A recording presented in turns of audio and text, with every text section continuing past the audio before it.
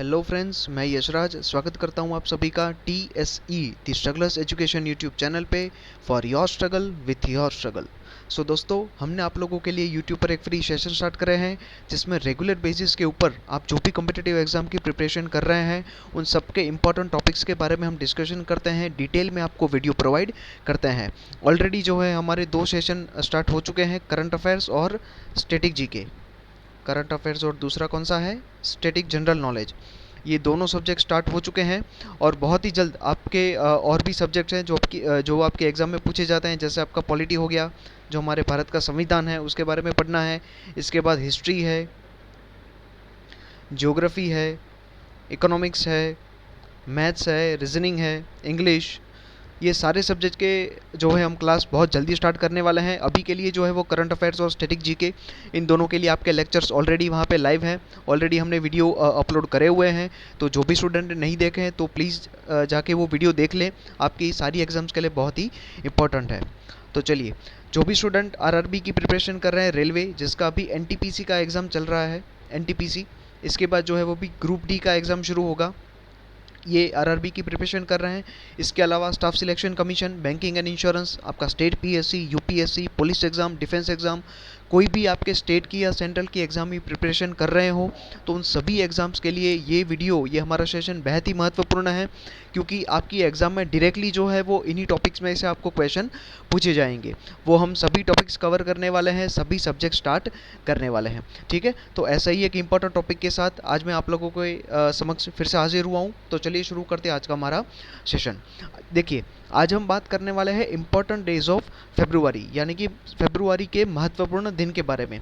इससे पहले हमने ऑलरेडी जनवरी मंथ कवर किया हुआ है, दिसंबर, नवंबर, अक्टूबर और सितंबर, ये 5 मंथ हमने ऑलरेडी कवर कर चुके हैं।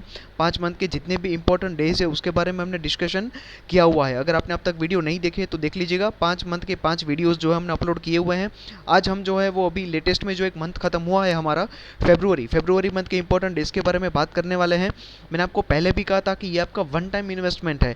देखिए, दिन कभी चेंज नहीं होंगे, वो दिन जो है वो कभी चेंज नहीं होने वाला। हाँ, हर साल आपकी जो है वो दिन के बारे में थीम नहीं ज़रूर पूछी जा सकती है। फॉर एग्जांपल कि हमारा एनवायरनमेंट डे है, एनवायरनमेंट डे कब आता है, 5 जून को आता है। तो हर साल जो है वो 5 जून को ही एनवायरनमेंट डे आएगा।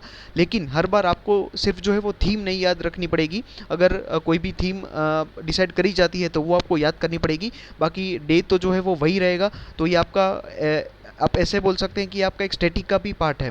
करंट अफेयर और स्टैटिक दोनों का कॉम्बिनेशन वाला ये टॉपिक है। ठीक है, वन टाइम इन्वेस्टमेंट है, एक बार याद रख लीजिए। आपका एक क्वेश्चन 101% जो है वो ये टॉपिक में से पूछा जाता है। आपकी जो भी एग्ज़ाम चल रही हो उसके पीछे के जो 6 महीने हैं, लास्ट के जो प्रीवियस 6 मंथ्स हैं, 6 मंथ में जितने भी इंपॉर्टेंट डेज आते हैं उनमें से मिनिमम एक क्वेश्चन जो है वो आपकी एग्ज़ाम में पूछा जाता है। ठीक है, चलिए शुरू करते हैं आज के हमारे सेशन के बारे में। First ever Indian road safety month मनाया गया 18 जनवरी से लेके 17 फरवरी तक। इसकी बारे में बात हमने जनवरी मंथ में भी करी थी, क्योंकि ये जनवरी मंथ से ही ये स्टार्ट हुआ है। पहली बार इंडियन रोड सेफ्टी मंथ जो है वो मनाया गया है, पूरा एक मंथ मनाया गया है, ना कि एक दिन, ना कि एक वीक, बल्कि पूरा महीना मनाया गया है। किसके लिए? रोड सेफ्टी के लिए, रोड सलामती के लिए एक पूरा महीना डिसाइड करा गया है कि हम पूरा महीना मनाएंगे। कब से कब तक है? 18 जनवरी से लेकर 17 फरवरी तक। तो हमें याद रखना है। इनॉग्रेशन राजनाथ सिंह जी और नितिन गडकरी जी के द्वारा किया गया। राजनाथ सिंह जी हमारे संरक्षण प्रधान हैं, हमारे जो संरक्षण मिनिस्ट्री है, संरक्षण मंत्रालय है, उनके कैबिनेट मिनिस्टर है। और जो नितिन गडकरी जी है हमारी रोड ट्रांसपोर्ट और हाईवेज मिनिस्टर है। देखिए, यहाँ से और एक टॉपिक निकलता है कि हमारे कैबिनेट मंत्री, हमारे काउंसिल ऑफ मिनिस्टर जो है वो केंद्र में, उनके और उनके मंत्रालय कौन से है। यहाँ से आपका एक स्टैटिक का बहुत ही इंपॉर्टेंट टॉपिक निकलता है, जिसके बारे में मैं ऑलरेडी एक वीडियो बना चुका हूँ। अगर पहले भी किसी ने नहीं देखा हुआ है तो देख लीजिएगा, आपको वीडियोज़ में मिल जाएगा।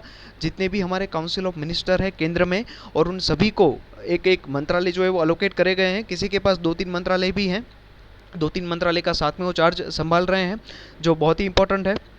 तो ऐसे सभी मंत्रियों और उनके मंत्रालय के बारे में मैंने एक वीडियो बनाया है, वो भी आपका मोस्ट इंपॉर्टेंट वीडियो है, ठीक है। तो देख लीजिएगा। हमारा जो संरक्षण प्रधान है वो भी राजनाथ सिंह जी देख रहे हैं कैबिनेट में, और रोड मिनिस्ट्री और हाईवेज जो है हमारा कौन देख रहे हैं, नितिन गडकरी जी देख रहे हैं, ठीक है।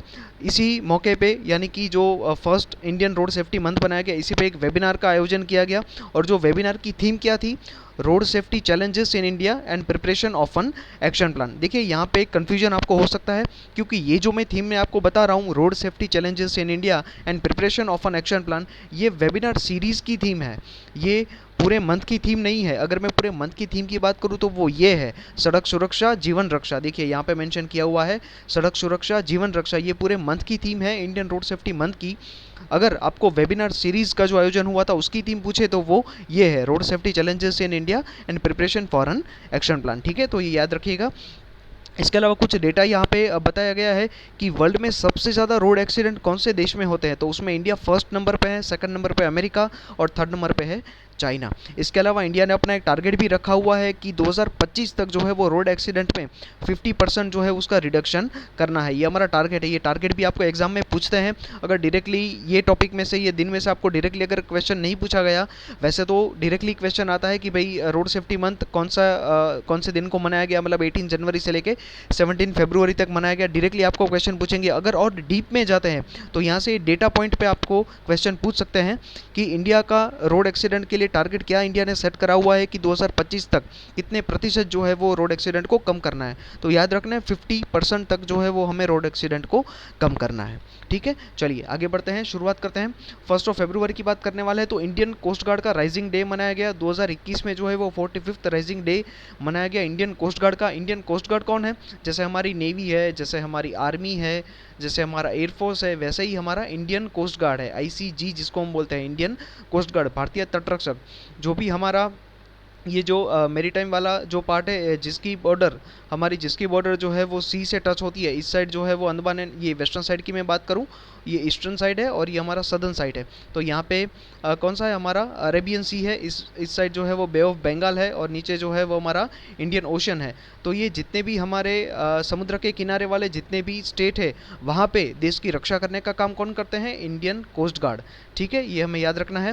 फाउंडेशन डे कब था, इंडियन कोस्ट गार्ड की स्थापना हुई 1 फरवरी 1977 को, और 2021 में 45th जो है वो स्थापना दिन मनाया गया इंडियन कोस्ट गार्ड का। चलिए आगे बात करें, 2 फरवरी की बात करें तो वर्ल्ड वेटलैंड्स डे मनाया जाता है 2 फरवरी को। इस टॉपिक में से मोस्ट इंपॉर्टेंट ये दिन है, हमें याद रखना है, फरवरी मंथ का मोस्ट इंपॉर्टेंट दिन मैं बोल रहा हूँ, वर्ल्ड वेटलैंड डे।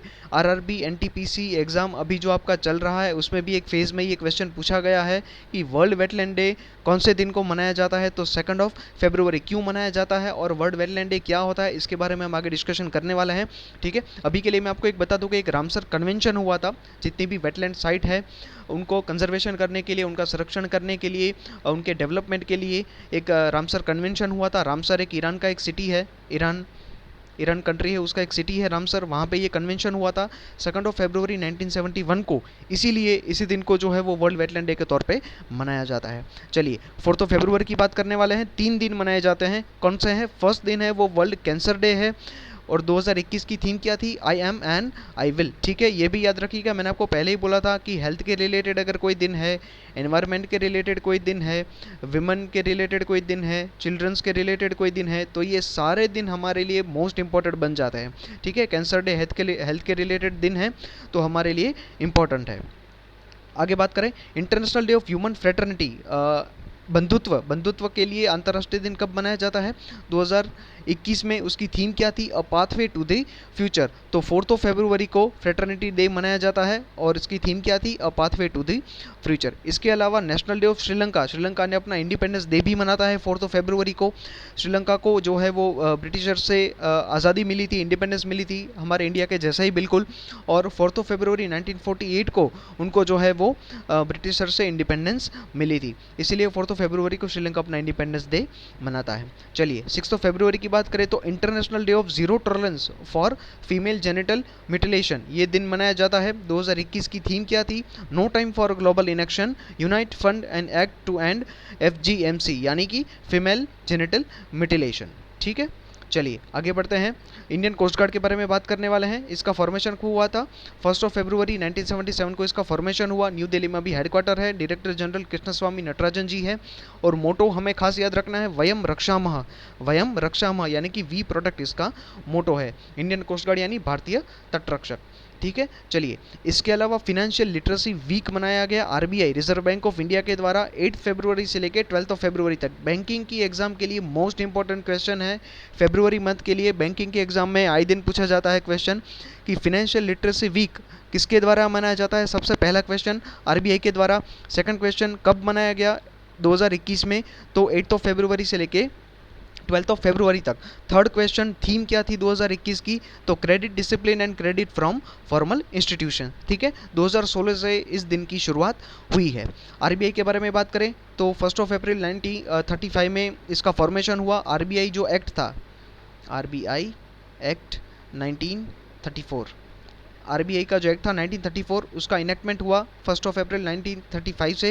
हेडक्वार्टर अभी मुंबई में है, याद रख लेगा, न्यू दिल्ली में नहीं है। आरबीआई का हेडक्वार्टर मुंबई में है। जनरली बच्चे कंफ्यूज हो जाते हैं क्योंकि मोस्ट ऑफ जो हमारी गवर्नमेंट बॉडीज़ है उनके हेडक्वार्टर न्यू दिल्ली में होते हैं, लेकिन आरबीआई का हेडक्वार्टर बैंकिंग का अगर आपको पूछे तो बैंकिंग के मोस्ट ऑफ बैंक्स के जो हेडक्वार्टर है वो मुंबई में ही है। ठीक है, तो आरबीआई का हेडक्वार्टर मुंबई में है। गवर्नर अभी कौन है? शक्तिकांत दास जी अभी गवर्नर है। गवर्नर के अलावा 4 डिप्टी गवर्नर्स होते हैं। अभी कौन है चारों में? बीपी कनुंगो, महेश कुमार जैन, माइकल पात्रा और एम राजेश्वर राव करके हैं। चलिए आगे बढ़े। रामसर वेटलैंड साइट्स के बारे में बात करेंगे। क्या होता है रामसर वेटलैंड साइट्स?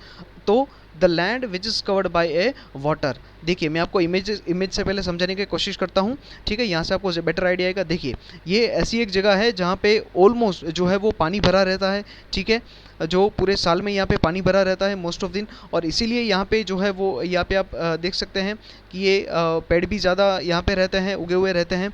और ये साइट्स हमारे लिए बहुत ही इंपॉर्टेंट है दोस्तों, क्योंकि यहाँ पे ट्रीज़ का कवर बहुत ज़्यादा होता है। देखिए छोटी छोटी घास भी है यहाँ पे, ट्रीज़ का कवर बहुत ज़्यादा होता है। हमारे बायोलॉजिकली जो बहुत ही इंपॉर्टेंट है ट्रीज़। अगर कहीं पे भी कोई भी रिवर है उसमें अगर फ्लड आता है या हमारा सी है उसमें कभी भी कोई तूफान आता है तो पानी डायरेक्टली जो है वो हमारी जहाँ पे भी मानव वसाहत होती है वहाँ पे डायरेक्टली नहीं पहुँच पाएगा, क्योंकि आगे जो है ऐसी जो रामसर साइट्स होती है जहाँ पे पानी ऑलरेडी वहाँ पे है और वहाँ पे ऐसे ट्रीज़ बने होते हैं, ज़्यादा से ज़्यादा ट्रीज़ जो है वो होते हैं, तो वो पानी को रोके रखते हैं डायरेक्टली ज़मीन से ज़मीन पे आने से पहले वो उनको रोके रखते हैं। और हमारी ज़मीन का जो है वो क्षारण जिसको हम बोलते हैं, ठीक है, वो कम होता है। ज़मीन का जो पूरा धुल जाना जिसको हम बोलते हैं वो इससे कम होता है। इसके अलावा यहाँ पे बहुत सारा कार्बन जो है वो दबा हुआ रहता है ऐसी ज़मीन में। सो एनवायरमेंटली बात करें और बायोलॉजिकली बात करें तो ये ऐसी साइट्स का कंजर्वेशन करना हमारे लिए बहुत ही ज़रूरी है। और इसीलिए 1971 में 2 फरवरी 1971 में ईरान के एक रामसर सिटी था, वहाँ पे एक इंटरनेशनल ट्रीटी साइन हुई, इंटरनेशनल कंजर्वेशन एक कन्वेंशन ट्रीटी साइन हुई जिसमें कंजर्वेशन और सस्टेनेबल यूज़ की बात करी गई। किसके लिए? रामसर वेटलैंड साइट के लिए। और ऐसी साइट को रामसर साइट्स नाम दिया गया। क्यों? क्योंकि ये कन्वेंशन ईरान के रामसर नाम के सिटी में हुआ था। ठीक है, हमारा इसका मोटो क्या था? कन्वेंशन का मोटो क्या था? कि कंजर्वेशन करना है, वाइस यूज़ मतलब अच्छी तरह से यूज़ करना है इसी वेटलैंड साइट को, इनका संरक्षण करना है, सस्टेनेबल डेवलपमेंट करना है और कंट्रीब्यूशन करना है ऐसे सस्टेनेबल डेवलपमेंट में। और ऐसी साइट्स का जो है वो ज़्यादा से ज़्यादा जो है वो कंजर्वेशन उसको करके रखना है, उसको बिल्कुल बिगाड़ना नहीं है। ऑल ओवर वर्ल्ड में जो है अभी 2300 प्लस रामसर साइट्स हैं और इंडिया की बात करें तो 42 रामसर वेटलैंड साइट्स हैं। आरआरबी एनटीपीसी में आपका पूछा गया क्वेश्चन है, याद रखिएगा, आरआरबी एनटीपीसी में ये क्वेश्चन पूछा गया था कि अभी फिलहाल इंडिया में कितनी रामसर वेटलैंड साइट्स है, तो 42 वेटलैंड साइट्स अभी इंडिया में है। चलिए ये मैंने आपको बता दिया कि कैसे होती है रामसर वेटलैंड साइट्स। चलिए श्रीलंका के बारे में बात करने वाले हैं। श्रीलंका को जो है वो डोमिनियन स्टेटस मिला था 4 फरवरी 1948 को और उसको रिपब्लिकन स्टेटस मिला 22 मई 1972 को। अभी आपको यहाँ पे क्वेश्चन होगा कि सर डोमिनियन और रिपब्लिकन में क्या अंतर है? देखिए बहुत ज़्यादा अंतर नहीं है, मैं आपको बता देता हूँ। डोमिनियन का मतलब ये होता है, देखिए श्रीलंका का ही हम एग्जांपल लेते हैं तो श्रीलंका में पहले ब्रिटिशर्स जो थे वो राज करा करते थे, इंडिया के जैसे ब्रिटिश का शासन हुआ करता था। ब्रिटिश लोगों ने क्या किया कि 2 फरवरी 1948 को श्रीलंका को छोड़ दिया। श्रीलंका को बोला कि आज से आप लोग जो है वो आज़ाद है, लेकिन क्या होगा, श्रीलंका अपनी सारी जितनी भी पॉलिसीज़ हैं, जो भी अपने देश के लिए करना चाहे वो फ्री है। उसके लिए कुछ भी ब्रिटिशर्स की उनको अनुमति की ज़रूरत नहीं होगी, कोई भी उनको जो है अप्रूवल की ब्रिटिश से ज़रूरत नहीं होगी। लेकिन एज अ इन पेपर, मतलब सिर्फ पेपर पे, सिर्फ कागज़ों पे श्रीलंका के जो प्रेसिडेंट होंगे, श्रीलंका के जो प्रेसिडेंट होंगे वो कौन होंगे, ब्रिटिश के किंग, ब्रिटिश के किंग होंगे, वही श्रीलंका के प्रेसिडेंट रहेंगे, सिर्फ कागज़ों पे। श्रीलंका को कोई भी पूछने के लिए, कुछ भी करने के लिए ब्रिटिश के किंग की अप्रूवल की बिल्कुल आवश्यकता नहीं होगी। श्रीलंका की गवर्नमेंट जैसे चाहे अपना देश चला पाएगी, लेकिन सिर्फ कागज़ों के लिए, सिर्फ नाम मात्र के लिए ब्रिटिश के जो किंग होंगे, ब्रिटिश के किंग, वो श्रीलंका के प्रेसिडेंट कहलाएंगे। ठीक है, यही स्टेटस होता है डोमिनेंट स्टेटस। और रिपब्लिकन मतलब ये स्टेटस भी हट जाएगा, एक नाम मात्र का जो स्टेटस था वो भी हट जाएगा। अभी पूरा देश जो है वो पूरे पब्लिक के हाथों में है, पब्लिक जैसे चाहे, जिनको भी चाहे वो उनको जो है वो इलेक्शन से उनका शासन तय करेगी, उनके शासक तय करेगी।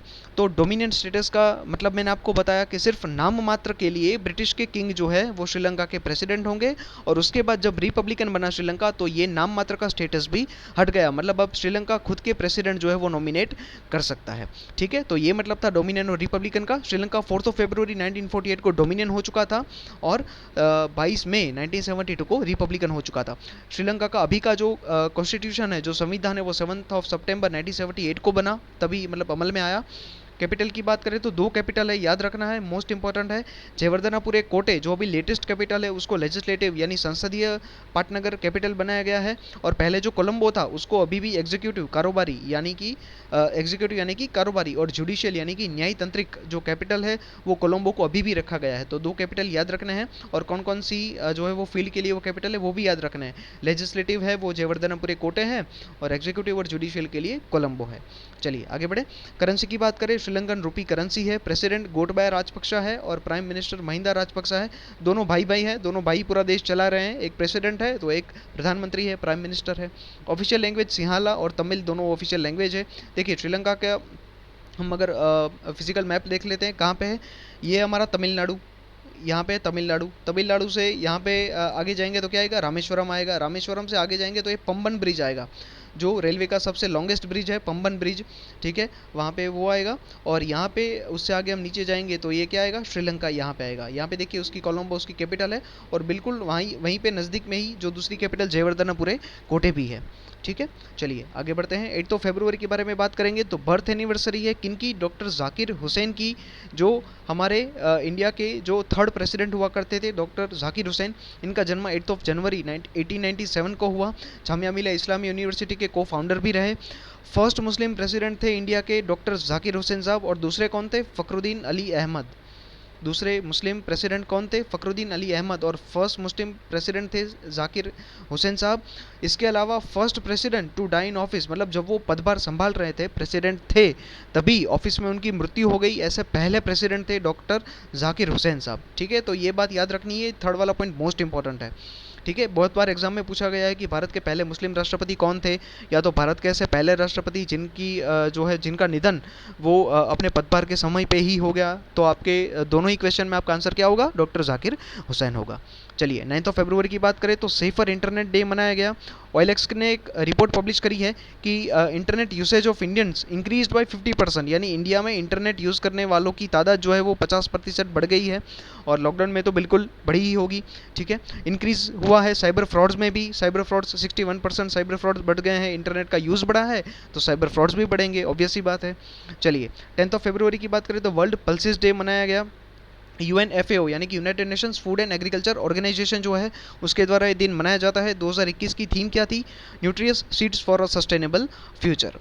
इसके अलावा इंटरनेशनल डेवलपमेंट वीक मनाया गया 2 से लेके 8 फरवरी तक। ठीक है, ये भी हमें याद रखना है। चलिए आगे बढ़ते हैं। FAO के बारे में बात करें, फूड एंड एग्रीकल्चर ऑर्गेनाइजेशन के बारे में, तो जिसका फॉर्मेशन 6 अक्टूबर 1945 को हुआ, और इसी दिन को वर्ल्ड फूड डे भी मनाया जाता है। कौन सा, world food day, world food day मनाया जाता है। कौन सी डेट को, 16 अक्टूबर को। क्यों, क्योंकि इसी दिन 1945 को फूड एंड एग्रीकल्चर ऑर्गेनाइजेशन का फॉर्मेशन हुआ था। हेडक्वार्टर रोम इटली में है। डीजी अभी डायरेक्टर जनरल कौन है, क्यू डोंग्यू करके है। और पेरेंट ऑर्गेनाइजेशन यूएन इकोसॉक, इकोनॉमिक एंड सोशल काउंसिल के अंडर में ये संस्था कार्यरत है। 11 फरवरी की बात करें तो वर्ल्ड यूनानी डे मनाया जाता है। बर्थडे होता है किसका, हकीम अजमल खान, जो एक एमिनेंट इंडियन यूनानी फिजिशियन थे। और फर्स्ट यूनानी डे 2017 में सेलिब्रेट करा गया। उसी 2017 से इसकी सेलिब्रेशन स्टार्ट करी गई। एक इंस्टीट्यूट है CRIUM करके, सेंट्रल रिसर्च इंस्टीट्यूट ऑफ यूनानी मेडिसिन, जो हैदराबाद में है, उसके द्वारा इस दिन का सेलिब्रेशन किया जाता है। इसके अलावा 11 फरवरी की बात करें तो international day of women and girls in science, ये भी डे मनाया जाता है। यूनाइटेड नेशन जनरल असेंबली के द्वारा 22 दिसंबर 2015 को इस दिन की घोषणा करी गई। और यूनेस्को और यूएन वुमेन दोनों के द्वारा ये दिन मनाया जाता है। 2021 की थीम क्या थी, women scientists at the fight against कोविड-19। देखिए मैंने आपको कहा था एनवायरनमेंट, वुमेन, हेल्थ, चाइल्ड, इसके रिलेटेड जितने भी दिन है हमारे लिए इंपॉर्टेंट है, तो वुमेन और गर्ल्स के लिए ये दिन है तो हमारे लिए मोस्ट इंपॉर्टेंट है। ठीक है, चलिए आगे बढ़ेंगे। Death anniversary of Pandit Deendayal Upadhyay. Pandit Deendayal जो उपाध्याय थे, जो 10वें प्रेसिडेंट थे भारतीय जनसंघ के, उनकी डेथ एनिवर्सरी को समर्पण दिवस के तौर पे मनाया जाता है। कब उनकी डेथ हुई, 11 फरवरी 1968 को उनकी डेथ हुई। मुगल सराय जो जंक्शन है यूपी में, उसका नाम बदल के अभी जस्ट पंडित दीनदयाल उपाध्याय जंक्शन करा गया है, क्योंकि उनकी जो डेड बॉडी थी वो मुगल सराय जंक्शन के पास से ही मिली थी, इसीलिए ये स्टेप लिया गया। देखिए यहाँ पे कन्फ्यूजन आपको हो सकता है कि जो पंडित दीनदयाल उपाध्याय थे उनकी डेथ एनिवर्सरी को समर्पण दिन के तौर पे जाना जाता है, और उनकी बर्थ एनिवर्सरी को अंत्योदय दिवस के तौर पे जाना जाता है, जो 25 सितंबर को मनाया जाता है। बर्थ एनिवर्सरी यानी कि अंत्योदय दिवस 25 सितंबर को मनाया जाता है, और उनकी डेथ एनिवर्सरी यानी कि समर्पण दिवस 11 फरवरी को मनाया जाता है। ठीक है, याद रखिएगा। World day of the Sikh भी मनाया गया 11 फरवरी को। इसके अलावा वर्ल्ड मैरिज डे मनाया जाता है कब, सेकंड संडे ऑफ फरवरी। और इस बार यानी कि 2021 में सेकंड संडे ऑफ फरवरी बरोबर जो है वो 14 फरवरी को पड़ा, यानी कि वैलेंटाइंस डे को पड़ा। तो वैलेंटाइंस डे और वर्ल्ड मैरिज डे दोनों एक साथ आए 2021 में। हमको तो ये याद रखना है कि मैरिज डे कब आता है, 14 फरवरी याद नहीं रखना है, क्योंकि वो तो 2021 की डेट थी। एक्चुअल में तो सेकंड संडे ऑफ फरवरी हमें याद रखना है। चलिए यूनेस्को के बारे में बात करने वाला है। United Nations Educational, Scientific and Cultural Organization, इसका फुल फॉर्म है। फॉर्मेशन 16 नवंबर 1945 को हुआ। हेडक्वार्टर फ्रांस पेरिस में है। डायरेक्टर जनरल अभी ऑनरे ओजले करके है, और यूएन इकोसॉक के अंडर में कार्यरत है।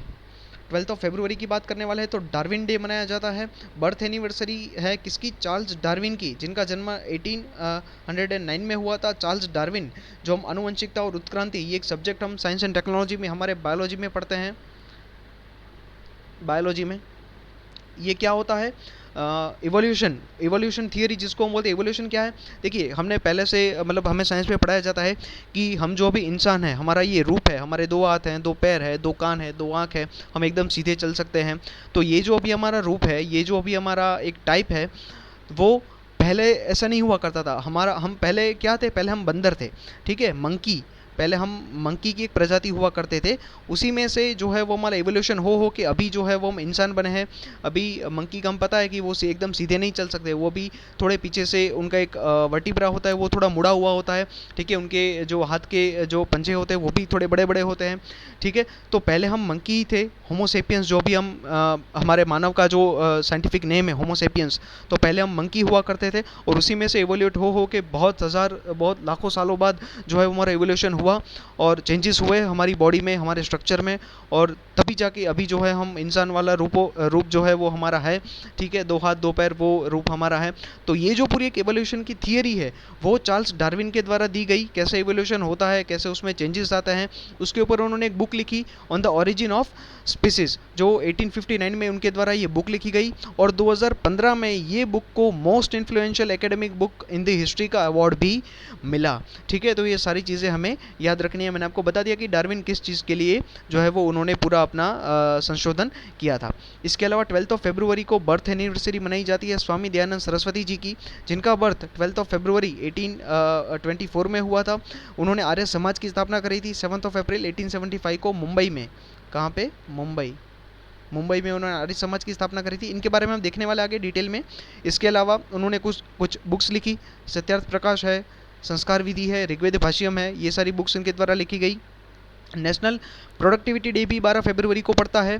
जो नेशनल प्रोडक्टिविटी काउंसिल है, जो हमारी ministry of commerce and industry है, जिसका भी कैबिनेट मिनिस्टर कौन है, पीयूष गोयल जी है, जो हमारे अभी रेलवे के भी मिनिस्टर हैं और साथ में कॉमर्स एंड इंडस्ट्री के मंत्रालय के भी कैबिनेट मंत्री है। ठीक है, जिसने भी वीडियो नहीं देखा है वो देख ले, मैंने मिनिस्ट्री काउंसिल ऑफ मिनिस्टर उनके मिनिस्ट्री के बारे में वीडियो बनाया हुआ है। ठीक है, आपको वीडियो के आप लिस्ट में जाएंगे तो वहाँ पे आपको मिल जाएगा। तो नेशनल प्रोडक्टिविटी काउंसिल ये दिन को जो है वो सेलिब्रेट करती है, नेशनल प्रोडक्टिविटी डे। आगे बात करने वाला है अब्राहम लिंकन के बारे में, जो यूएस प्रेसिडेंट हुआ करते थे, फॉर्मर यूएस प्रेसिडेंट। उनकी जन्म जयंती भी है 12 फरवरी 1809 को उनका जन्म हुआ और 1861 से लेकर 1865 तक यूएस के प्रेसिडेंट रहे। चलिए 13 फरवरी की बात करें। देखिए यहाँ पे एक इंटरेस्टिंग आपने बात नोटिस करी क्या, कि अब्राहम लिंकन और डार्विन डे दोनों का एक ही दिन जन्म हुआ, एक ही डेट को। ठीक है, डार्विन का भी हमने यहाँ पे देखा था 1809 में उनका जन्म हुआ था डार्विन का 12 फरवरी को, और अब्राहम लिंकन जो फॉर्मर यूएसए के प्रेसिडेंट थे उनका भी जन्म 12 फरवरी 1809 को हुआ था। चलिए 13 फरवरी की बात करने वाले तो वर्ल्ड रेडियो डे मनाया जाता है। इंपॉर्टेंट है, याद रखिएगा, बहुत बार एग्जाम में पूछा जा चुका है ये क्वेश्चन। वर्ल्ड रेडियो डे 2021 की थीम क्या थी, न्यू वर्ल्ड न्यू रेडियो। ठीक है, इसके अलावा नेशनल विमेंस डे मनाया गया है। विमेंस का डे है तो हमारे लिए तो इंपॉर्टेंट है ही। क्यों मनाया जाता है, क्योंकि बर्थ एनिवर्सरी आती है सरोजिनी नायडू जी की, हमारे एक फ्रीडम फाइटर रहे, महिला फ्रीडम फाइटर, जिनका बर्थ 13 फरवरी 1879 को हुआ था, और नाइटिंगेल ऑफ इंडिया के नाम से भी इनको जाना जाता है। इनके बारे में भी आगे डिस्कशन करने वाले हैं। चलिए सबसे पहले स्वामी दयानंद सरस्वती जी के बारे में बात करें तो मूल शंकर तिवारी नाम से इनका जन्म हुआ था। पहले इनका नाम मूल शंकर तिवारी था, बाद में जो है वो स्वामी दयानंद सरस्वती इन्होंने नाम धारण किया। 12 फरवरी 1824 को टंकारा, जो अभी मोरबी एक डिस्ट्रिक्ट पड़ता है गुजरात स्टेट में, वहाँ पे इनका जन्म हुआ था। और 30 अक्टूबर 1883 में उनका मृत्यु हुआ अजमेर में, जो अभी राजस्थान में पड़ता है। आर्य समाज की स्थापना करी 1875 में, मुंबई में आर्य समाज की स्थापना करी। इसके अलावा इनके गुरु के बारे में बात करें तो कौन है इनके गुरु, विरजानंद दंदीशा करके इनके गुरु जो है वो जाने जाते हैं। उन्होंने सत्य प्रकाश लिखा, ऋग्वेद भाष्य भूमिका लिखी और व्यवहार भानु, ऐसा कुछ पुस्तक स्वामी दयानंद सरस्वती जी के द्वारा लिखे गए। ठीक है, देखिए 7 अप्रैल 1875 को बॉम्बे में उन्होंने जो है आर्य समाज की स्थापना करी। उन्होंने बोला कि one God and reject ideal worship, यानी मूर्ति पूजा का विरोध किया और एक ही भगवान है, इसका उन्होंने नारा दिया, और यही आर्य समाज का कार्य था। उन्होंने कहा कि जो हमारे वेद है तो उनका ज़्यादा जो एक जोर हुआ करता था, ज़्यादा फोकस हुआ करता था, वो पब्लिक को यही बताते थे कि अगर आपके जीवन में कोई भी समस्या है, अगर आपको समझ नहीं आ रहा है कि एक जीवन किसी भी इंसान को कैसे जीना चाहिए, तो आप हमारे वेद देखिए, हमारे जो वेदास हैं, ऋग्वेद, यजुर्वेद, सामवेद, अथर्ववेद, ये वेदास हैं, तो आप हमारे वेद पढ़िए। ठीक है, क्योंकि हमारे उनका ऐसा कहना था, उन्होंने ही बोला था कि हमको वेद जो है वो पढ़ना चाहिए, उसमें से हमें सीखना चाहिए कि एक इंसान को कैसे जीना होगा, कैसे उनकी मुश्किलें जो जिनकी जो भी उनको जो तकलीफ है, जो भी मुश्किलें उनके जीवन में है, तो उसका रास्ता उनको कहाँ से मिलेगा, वेद से मिलेगा। तो ये हमें याद रखना है कि स्वामी दयानंद सरस्वती थे जिन्होंने वेद पे जो है वो फोकस किया था, पब्लिक को बोला था कि हमको वेदों की ओर जो है वापस चलना चाहिए और हमारा जीवन जो है वो एकदम वेदों में जैसे लिखा हुआ है वैसे ही हमें जीना चाहिए। ठीक है, उन्होंने सबसे पहले एक स्वराज का एक जो है वो आइडिया दिया था, इंडिया फॉर इंडियंस, मतलब हमारा भारत जो है वो हमारे भारतीयों का है, हमारा इंडिया इंडियंस का है, ना कि किसी बाहर के कोई ब्रिटिशर का, क्योंकि उनका टाइम भी वही था। 1876 में हमें पता है ब्रिटिश रूल हुआ करता था इंडिया में, 1857 से ब्रिटिश रूल हुआ, मतलब डायरेक्टली जो है वो ब्रिटिश पार्लियामेंट के अंडर में हमारा देश आ गया। 1857 के रिवोल्ट से पहले जो है वो ईस्ट इंडिया कंपनी का शासन हुआ करता था, तो ये वही समय था, ब्रिटिश रूल का टाइम था। तभी स्वामी दयानंद सरस्वती जी ने कहा कि ये भारत हमारे भारतीयों का है, ना ही किसी बाहर के लोगों का। तो ये इनडायरेक्टली स्वराज की बात करना चाहते थे, लेकिन तभी ये वर्ड स्वराज अभी जो है वो नहीं बोला गया था, डायरेक्टली नहीं बोला गया था, इंडिया फॉर इंडियंस उनके द्वारा बोला गया था।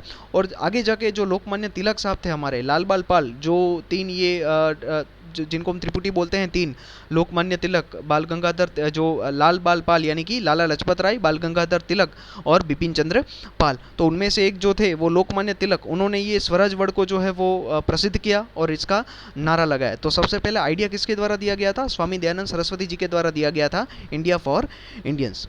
इसके अलावा जो एस राधाकृष्णन जी थे हमारे फॉर्मर प्रेसिडेंट थे, सेकंड प्रेसिडेंट थे, और अरविंदो घोष थे जो हमारे क्रांतिकारी थे, उन्होंने स्वामी दयानंद सरस्वती जी को मेकर्स ऑफ मॉडर्न इंडिया के तौर पे भी नवाजा।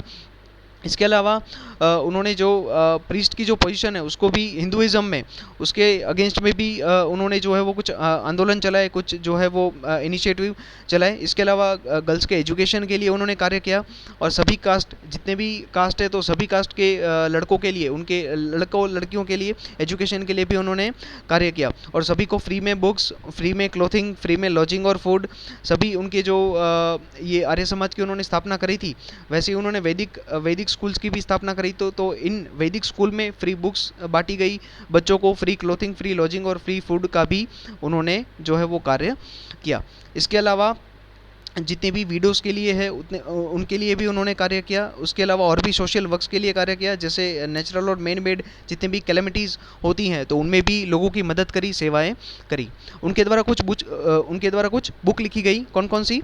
सत्यार्थ प्रकाश है, संस्कार विधि है, ऋग्वेद भाष्यम है और व्यवहार भानु है। तो ये कुछ बुक्स हमें याद रखनी है। सत्यार्थ प्रकाश इसमें से मोस्ट इंपॉर्टेंट है। ठीक है, चलिए आगे बढ़ते हैं। सरोजिनी नायडू जी के बारे में बात करेंगे। तो फर्स्ट गवर्नर हुआ करते थे यूनाइटेड प्रोविंस के। यूनाइटेड प्रोविंस यानी अभी का हमारा उत्तर प्रदेश। उत्तर प्रदेश का पहले का नाम क्या था? यूनाइटेड प्रोविंस हुआ करता था।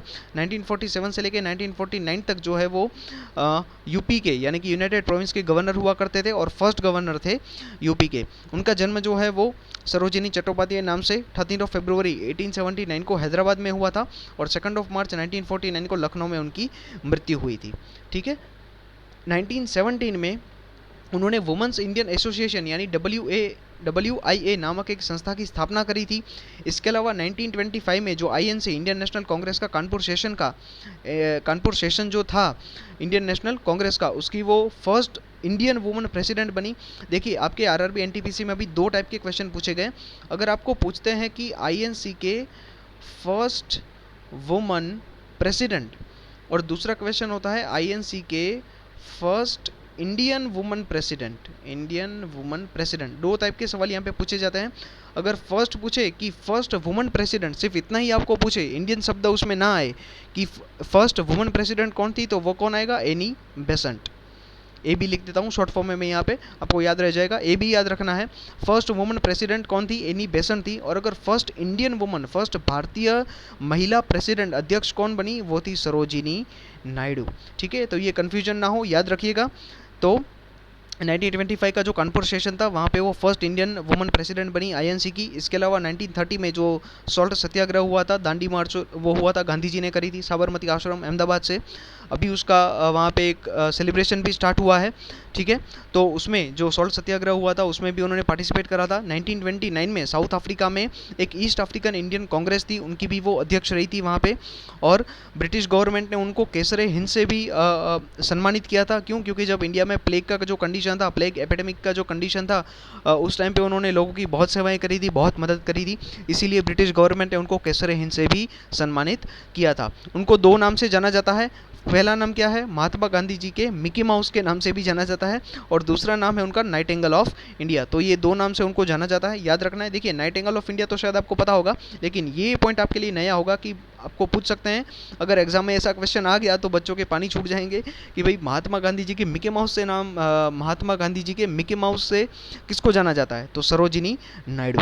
ठीक है, उनके द्वारा कुछ बुक्स लिखी गई। द गोल्डन थ्रेशोल्ड है, द बर्ड ऑफ टाइम है, द बाजार्स ऑफ हैदराबाद है, Mohammad Jinnah an ambassador of unity, most important book है, याद रखिएगा, एग्जाम में पूछा जाता है, बहुत बार पूछा गया है। Mohammad Jinnah an ambassador of unity book किसके द्वारा लिखी गई? सरोजिनी नायडू जी के द्वारा। द ब्रोकन विंग है, द फीदर ऑफ डॉन है, द इंडियन फैंटेसी है, the queen's rival, the royal tombs of Golconda और द स्नेक चार्मर। ये कुछ बुक्स के नाम याद रखने हैं, सरोजिनी नायडू जी ने लिखी है। और आगे बात करने वाले हैं 12 फरवरी 2021 को 100 साल कंप्लीट हुए हमारे पार्लियामेंट ऑफ इंडिया के बिल्डिंग के। पार्लियामेंट ऑफ इंडिया का हमारा जो बिल्डिंग है वो Edwin Lutyens and Herbert baker के द्वारा बनाया गया। देखिए इसके ऊपर मैंने एक वीडियो बनाया हुआ है, दी सेंट्रल विस्टा प्रोजेक्ट। मैं यहाँ पे आपके लिए लिख देता हूँ, दी सेंट्रल विस्टा प्रोजेक्ट। क्या है ये सेंट्रल विस्टा प्रोजेक्ट?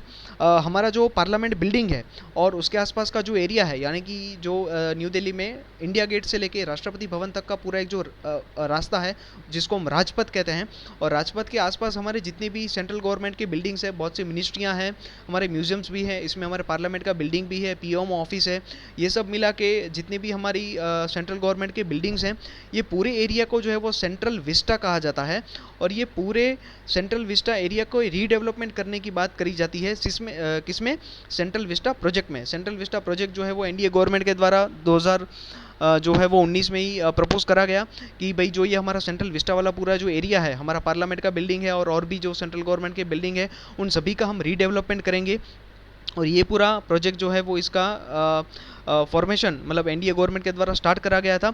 और अभी के लिए जो है वो parliament building, new parliament building बनने वाला है। ये सर्कुलर शेप में अभी हमारा पार्लियामेंट बिल्डिंग है, जो 64 योगिनी टेम्पल है मध्य प्रदेश में। देखिए यहाँ पे मैंने मेंशन किया हुआ है, जो 64 योगिनी टेम्पल है मध्य प्रदेश में, उसी से इंस्पिरेशन लेके Edwin Lutyens and Herbert baker ने जो है वो हमारा पार्लियामेंट बिल्डिंग बनाया था ऐसे सर्कुलर शेप में। और उसके बिल्कुल सामने जो है वो ऐसे ट्रायंगुलर शेप में हमारा न्यू पार्लियामेंट बिल्डिंग बनने वाला है, जिसकी कॉस्टिंग 961 करोड़ है, 961 करोड़ रुपीस जिसकी कॉस्टिंग है।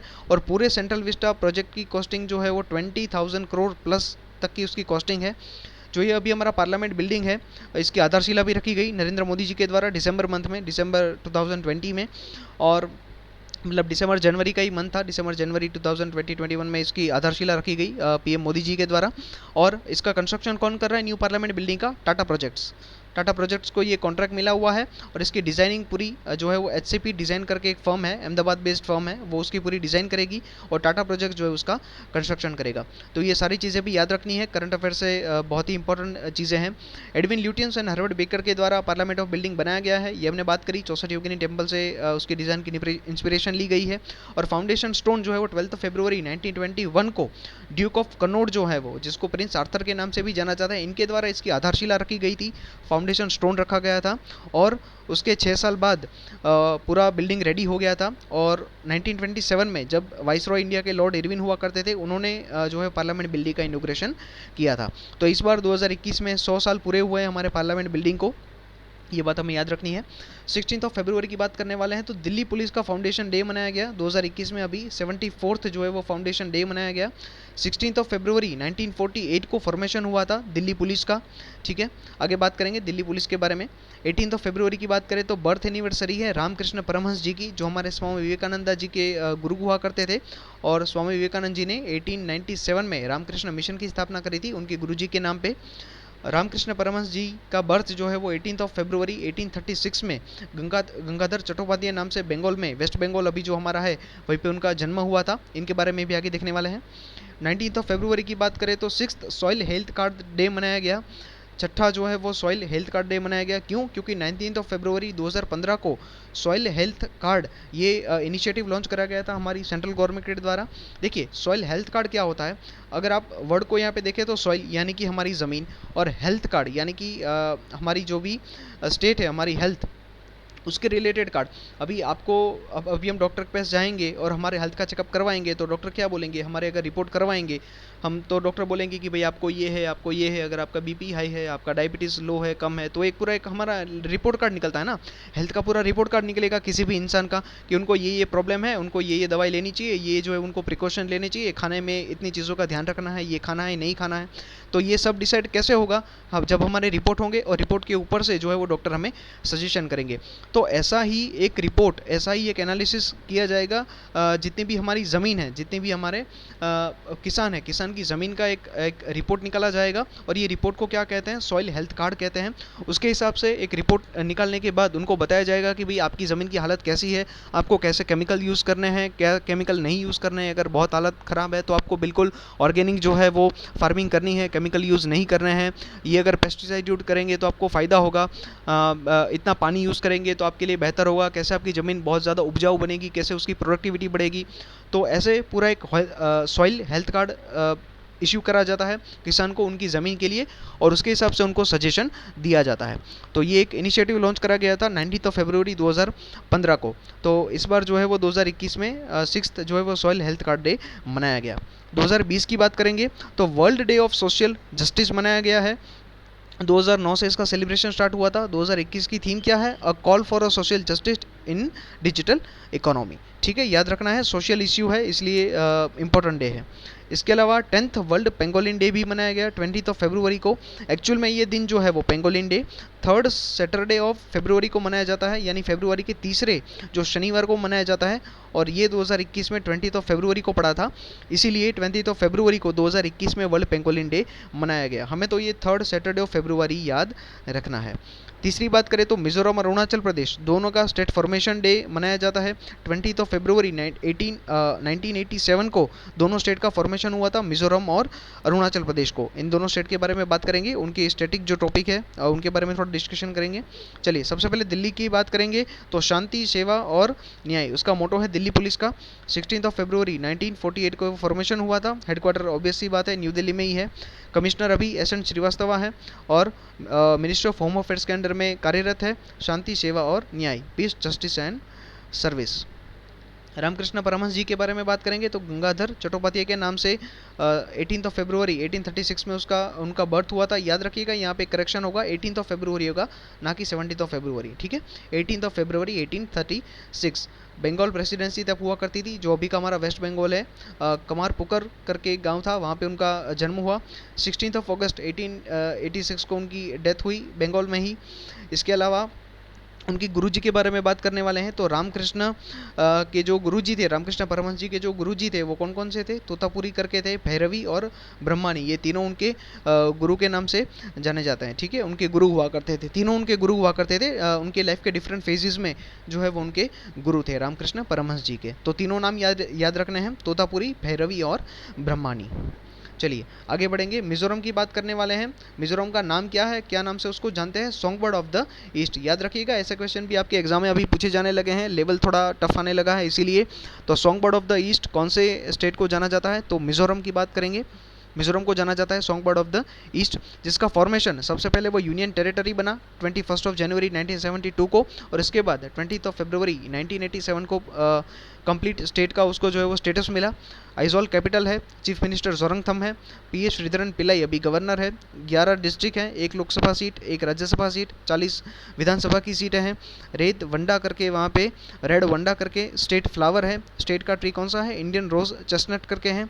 स्टेट का बर्ड मिसेस ह्यूमन्स फीजेंट करके है, और स्टेट का एनिमल हिमालयन सैरो करके है। कहाँ पे पड़ता है मिजोरम? देखिए यहाँ पे नॉर्थ ईस्ट में सबसे ऊपर वाला स्टेट अरुणाचल प्रदेश, उसके नीचे जाएंगे तो ये आ जाएगा नागालैंड, और उसके नीचे आ जाएगा तो मणिपुर, और वहाँ से एकदम कूदेंगे तो आ जाएगा मिजोरम। ठीक है, यहाँ पे आपका मिजोरम एक बॉर्डर जो है वो म्यांमार से टच होती है, एक होगी इस साइड मणिपुर से, ऊपर से आसाम से टच होगी, एक बॉर्डर टच होगी त्रिपुरा से, और दूसरी इंटरनेशनल बॉर्डर जो है वो बांग्लादेश से टच होगी। ठीक है, चलिए आगे बात करेंगे नेशनल पार्क और वाइल्ड लाइफ सेंचुरी के बारे में बात करेंगे मिजोरम के लिए। देखिए मैंने पहले भी आपको कहा था 101 नेशनल पार्क है पूरे इंडिया में, और 553 वाइल्ड लाइफ सेंचुरीज़ हैं। तो हमें 101 नेशनल पार्क तो याद रखना ही रखना है, कोई इसमें कंपनसेशन आपको नहीं मिलेगा। ठीक है, कुछ भी छूट नहीं मिलेगी, 101 सभी के सभी नेशनल पार्क याद रखने हैं, लेकिन वाइल्ड लाइफ सेंचुरीज जो है वो सिर्फ इंपॉर्टेंट है, वही हम याद रखेंगे। तो 2 ही नेशनल पार्क है यहाँ पे मिजोरम में, मर्लिन नेशनल पार्क और दूसरा Phawngpui blue mountain national park. ये ब्लू माउंटेन वाला मोस्ट इंपॉर्टेंट है, बहुत सी एग्जाम में पूछा जा चुका है। इसके अलावा वाइल्ड लाइफ सेंचुरी की बात करें तो दम्पा इंपॉर्टेंट है, क्योंकि टाइगर रिजर्व भी है यहाँ पे। ख्वांगलुंग भी इंपॉर्टेंट है, एग्जाम में पूछा गया है कई बार। इसके अलावा तवी भी इंपॉर्टेंट है, और थोरंगलैंग करके भी वाइल्ड लाइफ सेंचुरी है। तो इतनी वाइल्ड लाइफ सेंचुरी और नेशनल पार्क हमें याद रखने हैं। चलिए फेयर्स एंड फेस्टिवल्स के बारे में बात करेंगे तो चापचरकूट, मीमकुट और पॉलकुट फेयर्स एंड फेस्टिवल मिजोरम के भी मोस्ट इंपॉर्टेंट है, तीनों जो है वो एग्जाम में पूछे जा चुके हैं। ठीक है, डांसेस के बारे में बात करेंगे तो चेरो डांस है, खोलम है, चियालम है, सोलोकीन है, चोंगलीजियांग है, जेंगलैम है, पैरलैम है, और सरला मकाई जिसको सोलकिया डांस भी कहते हैं, और ठैंगलैम है।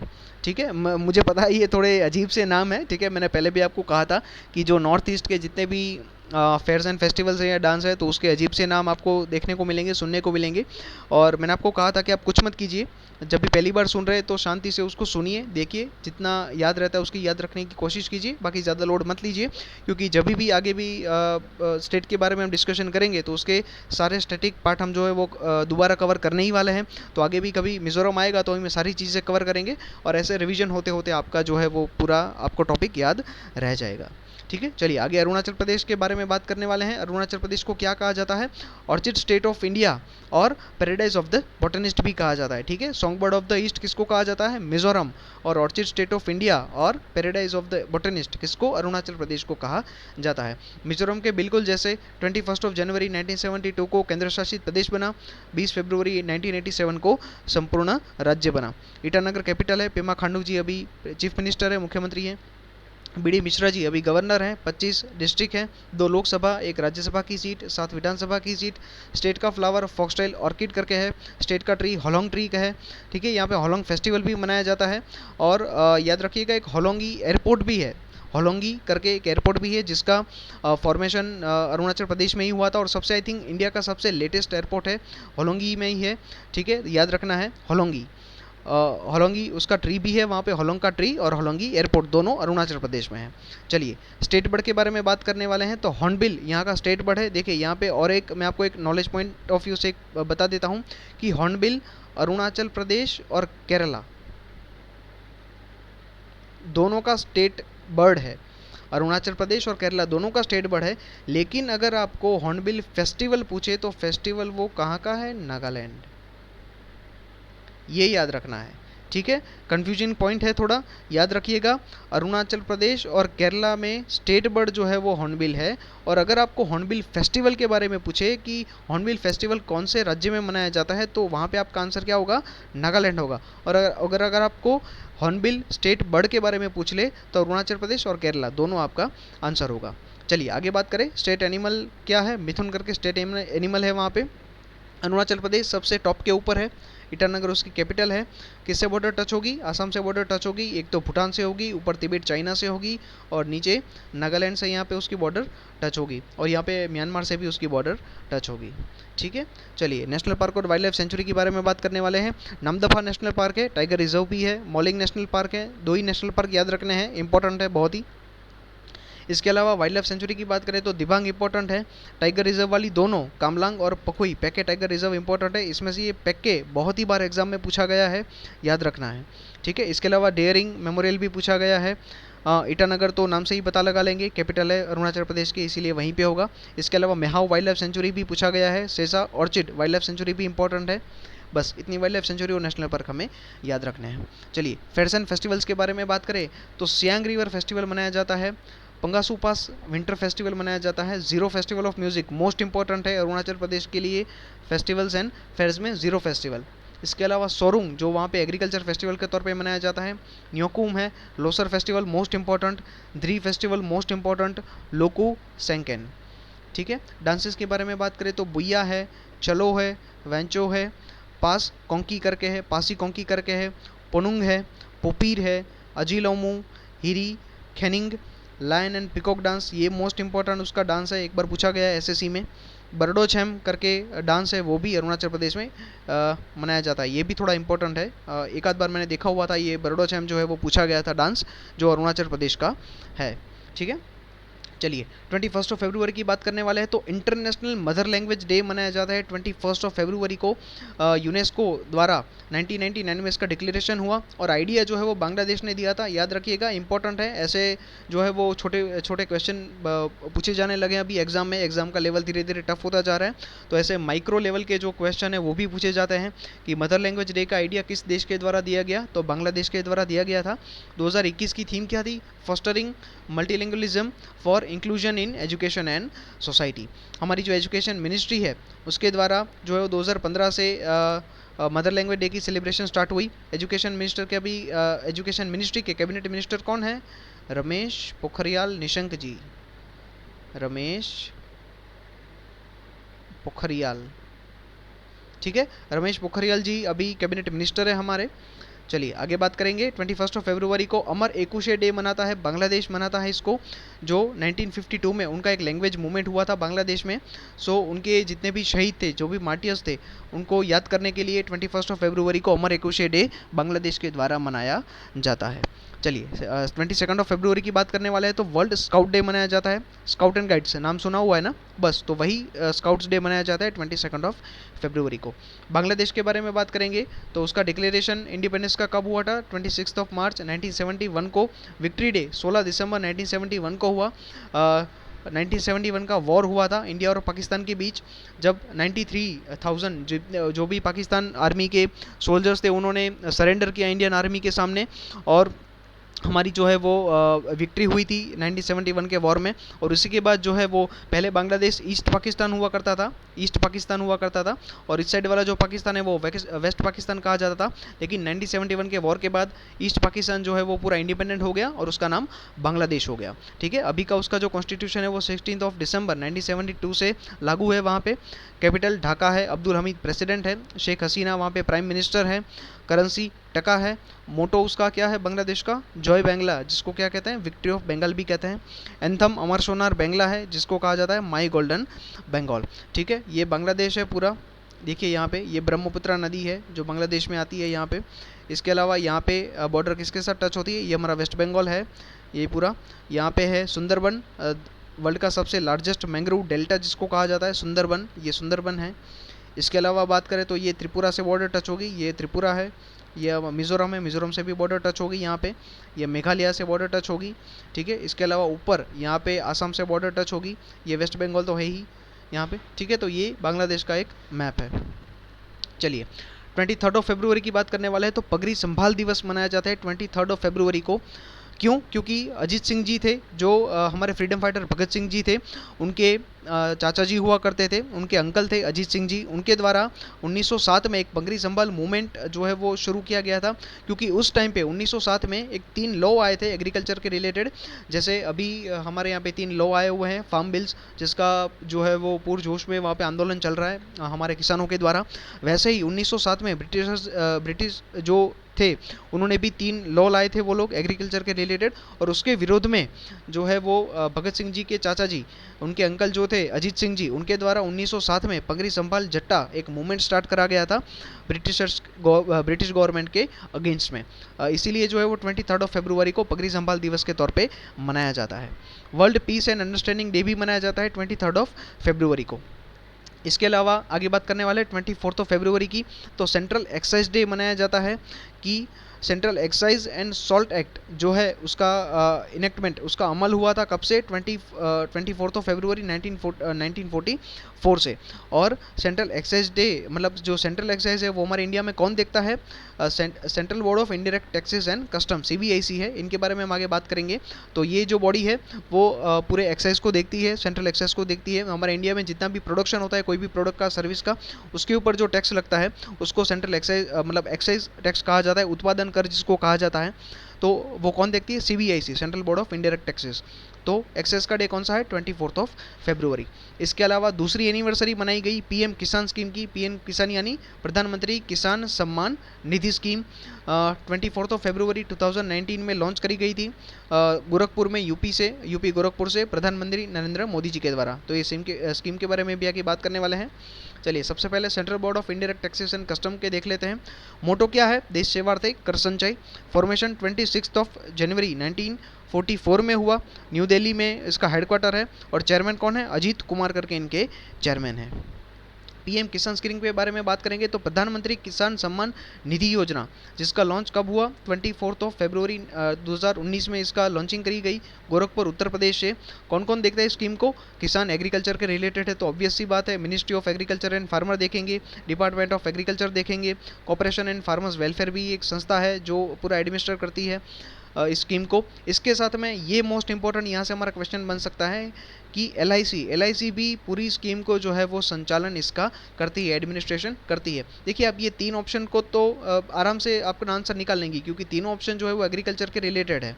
ठीक है, और एग्रीकल्चर की स्कीम है तो ये तीनों तो संचालन करेंगे ही करेंगे।